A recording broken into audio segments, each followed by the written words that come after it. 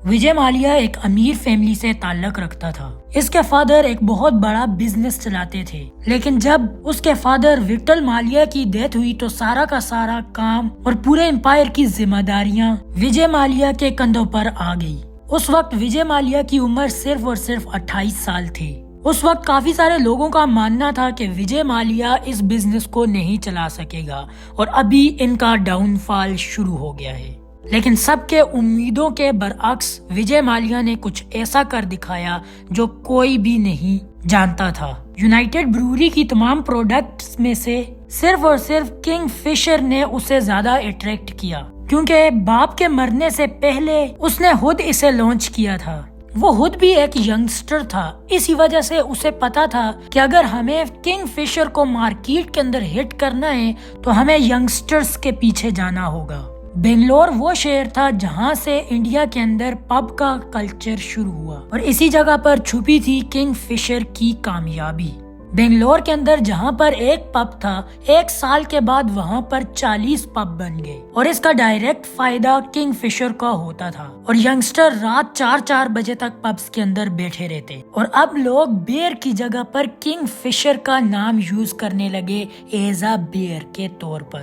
King فشر دیکھتے ہی دیکھتے ایک برانڈ بن گیا۔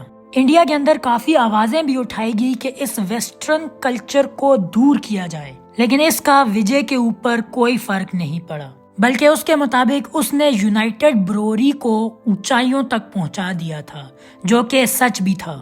وجے کی زندگی لوگوں کے لیے ایک انسپائریشن بن گئی تھی، کیونکہ انڈیا کے اندر جب لوگ ایک عام گاڑی تک افورڈ نہیں کر سکتے تھے، اس وقت وجے مالیہ BMW اور مرسیڈیز جیسی گاڑی میں گھومتا تھا۔ لوگ اسے ریچسٹ مین آف انڈیا کے نام سے بلانے لگے اور وہ اب مہاراجاؤں والی زندگی گزارنے لگا تھا اور اسے ایسا لگا کہ ایسا ہی چلتا جائے گا، جو کہ اس کی سب سے بڑی بھول تھی، کیونکہ کافی سارے لوگ ویسٹرن کلچر کے اوپر احتجاج کر رہے تھے۔ اس لیے گورنمنٹ کو کافی ساری سٹیٹس کے اندر بیئر پر بین لگانا پڑا اور گورنمنٹ نے وجے مالیہ کا گھیرا اور بھی تنگ کرتے ہوئے بیئر کی ایڈورٹائزمنٹ پر بھی بین لگا دیا۔ لیکن وجے مالیہ کو بھی بزنس کرنا آتا تھا، اس لیے اس نے انڈائریکٹلی ایڈورٹائزمنٹ شروع کر دی۔ اس نے کنگ فشر نامی واٹر کی ایڈورٹائزمنٹ شروع کی اور کافی سارے ایونٹ کو سپانسر کرنے لگا، کیونکہ کنگ فشر ایک جانا مانا برانڈ تھا، اس لیے لوگوں کو پتا تھا کہ یہ کیا چیز ایڈورٹائز کرنا چاہ رہے ہیں اور کس کے لیے۔ اس کی گروتھ اسی طرح بڑھتی رہی، لیکن ایک بات جو وجے مالیہ کو آج بھی کھٹک رہی تھی کہ لوگوں کے ذہن کے اندر اس کی امیج اچھی نہیں ہے اور لوگ اسے کنگ آف وائن جیسے ناموں سے جانتے ہیں۔ لوگ تو اس کے آگے پیچھے گھومتے تھے، لیکن اسے پتا تھا کہ یہ سب کچھ پیسے کی وجہ سے ہے اور اس وقت اسی کے اوپر اس کے ذہن کے اندر ایک بہت خطرناک پلان چل رہا تھا اور اسی پلان کی وجہ سے اس کا title king of good time چھننے والا تھا۔ 2004 کے اندر وجے مالیہ نے 12 ایئر بس A320 خریدے، جن کی قیمت $240 ملین تھی اور اس نے کنگ فشر نام سے ہی ایک لگژری ایئر لائن لانچ کر دی۔ وہ ایک عام آدمی کا فلائنگ ایکسپیرینس اپ گریڈ کرنا چاہتا تھا۔ اس کی ایئر لائن کے اندر کوئی اکنومی اور کوئی بزنس کلاس نہیں تھی، بلکہ اس کے مطابق اس کے اندر ایک ہی کلاس ہے، وہ ہے کنگ فشر، اور یہ ایک طرح سے ٹھیک بھی تھا، کیونکہ اس بجٹ کے اندر اس وقت کی کوئی بھی ایئر لائن اس قسم کی فیسلٹیز پرووائڈ نہیں کر سکتی تھی۔ اور اب آہستہ آہستہ وجے مالیہ کی وہ بیڈ امیج بھی بدلنے لگی، کیونکہ اب وجے مالیہ کے پاس شراب بیچنے کے علاوہ ایک ایئر لائن بھی تھی اور وجے مالیہ اس ایئر لائن کے اوپر پیسے پانی کی طرح بہا رہا تھا۔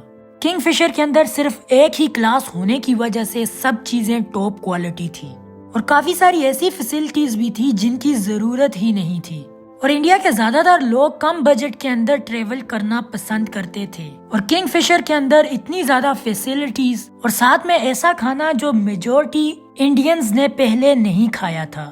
مثال کے طور پر لوبسٹر، جن کا نام بھی کچھ پیسنجرز پہلی دفعہ سن رہے تھے۔ اسی وجہ سے کنگ فشر کی آپریشنل کاسٹ بہت ہی زیادہ بڑھ گئی اور سیلز کے اندر زیادہ خاطر خواہ اضافہ بھی نہیں ہو رہا تھا۔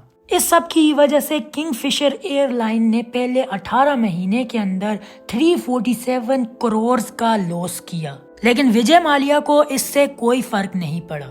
اس وقت کنگ فشر ایئر لائن صرف ڈومیسٹک ٹریول کرتی تھی، لیکن وجے مالیہ کو بہت زیادہ جلتی تھی کہ کنگ فشر انٹرنیشنل ٹریول بھی کرنا شروع کر دے۔ لیکن یہاں پر ایک مسئلہ تھا، اگر کسی بھی ایئر لائن کو انٹرنیشنل ٹریول کرنا ہے تو اسے ڈومیسٹکلی 5 سال کا ایکسپیرینس ہونا ہی چاہیے۔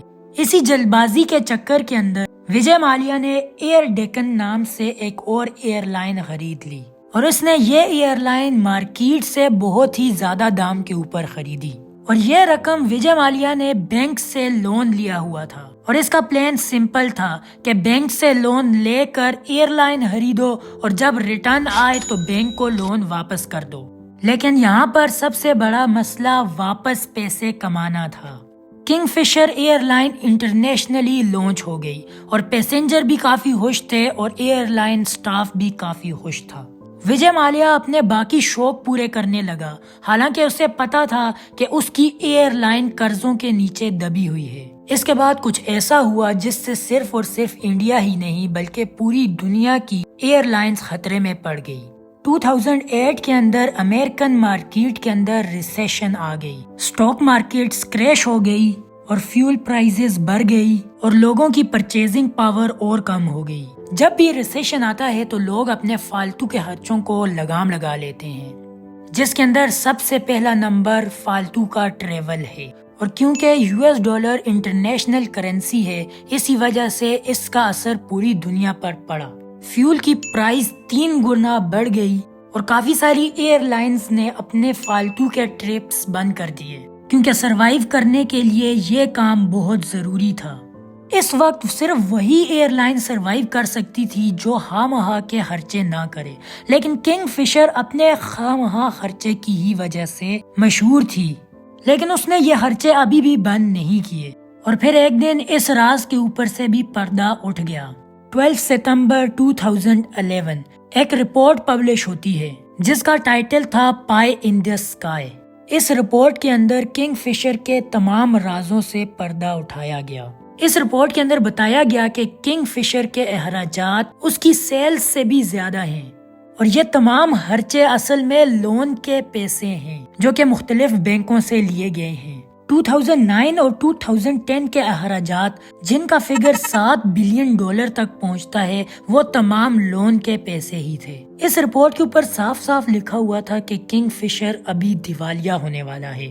اس رپورٹ کے بعد کنگ فشر کو کریڈٹ کے اوپر فیول ملنا بھی بند ہو گیا، اور ساتھ ہی میں کیٹرنگ سروس کے اندر کام کرنے والوں کو سیلری نہ ملنے کی وجہ سے کام بھی چھوڑنا پڑا۔ اور اب بات رہی کنگ فشر کے سٹاف کی، ان کی سیلریز بھی 6 مہینے تک روکی رکھی کہ بعد میں آپ کو دے دی جائیں گی۔ سٹاف نے کافی پروٹیسٹ کیے لیکن وعدوں کے علاوہ انہیں بھی کچھ نہ ملا۔